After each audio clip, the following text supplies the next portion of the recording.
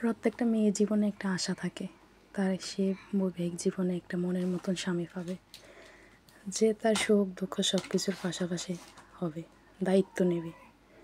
কিন্তু সবার ভাগ্যে তা হয়ও না, যেমন আমার ভাগ্যও হয়নি। মনের মতো স্বামী আমি পেলাম না, প্রতিনিয়ত কথা, রাগারাগি, ঝগড়া, এগুলোর ভাগিদারি হলাম। সব কিছু পেরিয়ে সন্তানদের মুখের দিকে তাকিয়ে আছি, আল্লাহ একদিন না একদিন ঠিকই শান্তি দিবে। এদিকে আমার ফাতিহা অনেক কান্না করছে, তারপরও ওকে রেখে ঘরে সব কাজ করতে হয়, তারপর আবার কথা শুনতে হবে, কি করছো সারাদিন, কেন এটা রেডি হয়নি, কেন এটা ঠিক হয়নি, সবার সব কাজ ঠিক রাখতে হবে। এভাবেই দিন কাটে যায় আমার।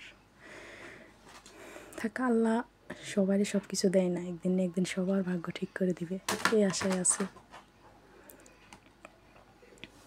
মানুষ মাত্রই আল্লাহ সব কিছু ঠিক করে দেয়, আল্লাহ একমাত্র ভরসা। স্বামী এমন একটা জিনিস মানুষের মেয়েদের জীবনে, যে স্বামীটা যদি ভালো হয় সবাই খারাপ হয় মেনে নেওয়া যায়, যদি স্বামী খারাপ হয় সেটা কখনোই মেনে নেওয়া যায় না। আমি দোয়া করি যাতে সব মেয়েদের স্বামী যাতে ভালো হয়, আমার মতো জীবন, আমার মতো ভাগ্য যাতে কারো না হয়।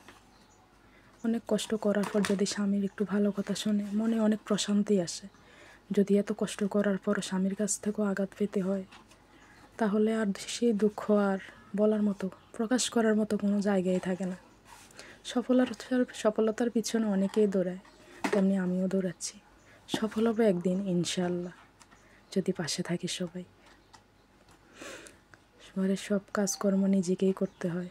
এদিকে ফাতেহা কান্না করছে, একে একে আমার সব কাজ আমি সেরে নিচ্ছি।